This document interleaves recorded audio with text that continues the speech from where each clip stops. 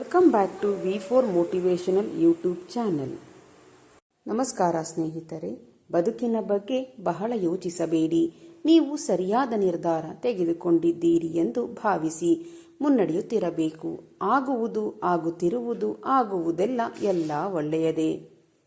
ಒಳ್ಳೆಯವರಿಗೆ ಮೋಸ ಮಾಡಿ ಅವರ ಮನಸ್ಸನ್ನು ನೋಯಿಸಿ ಕೆಲವು ಮೋಸಗಾರರು, ಪಾಪಿಗಳು ಭಗವಂತನ ಮುಂದೆ ದೀಪ ಹಚ್ಚಿ ನನಗೆ ಒಳ್ಳೆಯದನ್ನು ಮಾಡು ಭಗವಂತ ಎಂದು ಬೇಡಿಕೊಳ್ಳುತ್ತಾರೆ.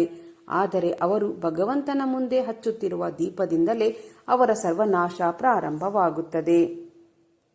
ಮನುಷ್ಯ ಎಷ್ಟೊಂದು ವಿಚಿತ್ರ. ತಾನು ಅಂದುಕೊಂಡಂತೆ ಆದರೆ ದೇವರಿದ್ದಾನೆ ಎನ್ನುತ್ತಾನೆ. ಒಂದು ವೇಳೆ ಅಂದುಕೊಂಡಂತೆ ಆಗದಿದ್ದರೆ ದೇವರೇ ಇಲ್ಲ ಎನ್ನುತ್ತಾನೆ.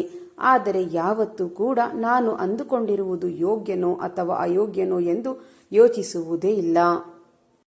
ಮನಸ್ಸನ್ನು ಶುದ್ಧಿ ಮಾಡುವುದು ಮೌನ, ದೇಹವನ್ನು ಶುದ್ಧಿ ಮಾಡುವುದು ಸ್ನಾನ, ಬುದ್ಧಿಯನ್ನು ಶುದ್ಧಿ ಮಾಡುವುದು ಧ್ಯಾನ, ಆತ್ಮವನ್ನು ಶುದ್ಧಿ ಮಾಡುವುದು ಪ್ರಾರ್ಥನೆ, ಸಂಪಾದನೆಯನ್ನು ಶುದ್ಧಿ ಮಾಡುವುದು ದಾನ, ಆರೋಗ್ಯವನ್ನು ಶುದ್ಧಿ ಮಾಡುವುದು ಉಪವಾಸ, ಸಂಬಂಧವನ್ನು ಶುದ್ಧಿ ಮಾಡುವುದು ಕ್ಷಮೆ, ಸಕಲ ಪಾಪಗಳನ್ನು ಶುದ್ಧಿ ಮಾಡಿ ಧರ್ಮದ ದಾರಿ ತೋರಿಸುವುದೇ ಭಗವದ್ಗೀತೆ.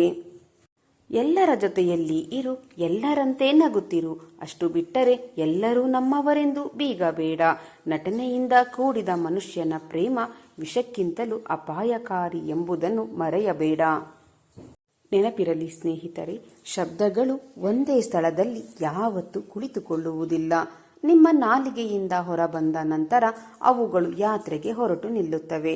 ಅದಕ್ಕಾಗಿ ಬೆನ್ನ ಹಿಂದೆ ಕೂಡ ಯಾರನ್ನು ನಿಂದಿಸಬೇಡಿ.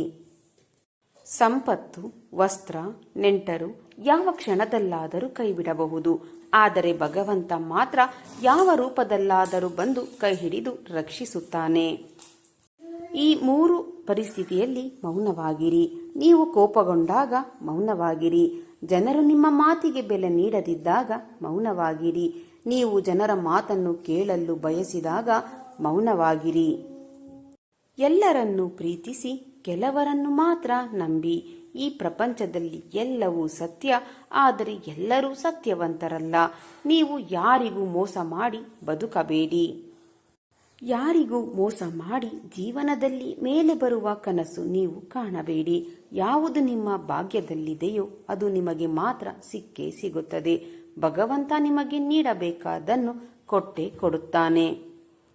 ಸ್ನೇಹಿತರೆ, ಜೀವನದಲ್ಲಿ ಗುರಿ ಇರಬೇಕು ನಿಜ, ಆದರೆ ಇನ್ನೊಬ್ಬರ ಮೇಲೆ ಉರಿ ಇರಬಾರದು.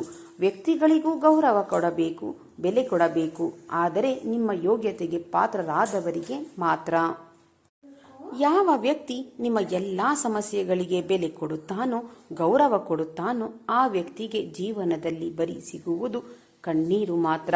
ನಿಮ್ಮ ಕಷ್ಟಗಳಿಗೆ ಸ್ಪಂದಿಸುವವರ ಜೊತೆ ನೀವು ಸದಾ ಇರಿ. ನೆನಪಿರಲಿ ಸ್ನೇಹಿತರೆ, ಬದುಕಿನಲ್ಲಿ ಎಷ್ಟು ಸಂಬಂಧಗಳು ಇವೆ ಎನ್ನುವುದು ಮುಖ್ಯವಲ್ಲ, ಎಷ್ಟು ಸಂಬಂಧಗಳು ನಮ್ಮ ಜೊತೆ ಸಂತೋಷವಾಗಿ ಸ್ಪಂದಿಸುತ್ತಾರೆ ಎನ್ನುವುದು ಬಹಳ ಮುಖ್ಯ. ನೀವು ಇನ್ನೊಬ್ಬರ ಸಂತೋಷವನ್ನು ನೋಡಿ ದುಃಖ ಪಡಬೇಡಿ. ಯಾರಿಗೂ ಮೋಸ ಮಾಡಿ ನೀವು ಸಂತೋಷದಿಂದ ಬದುಕಲು ಸಾಧ್ಯವಿಲ್ಲ.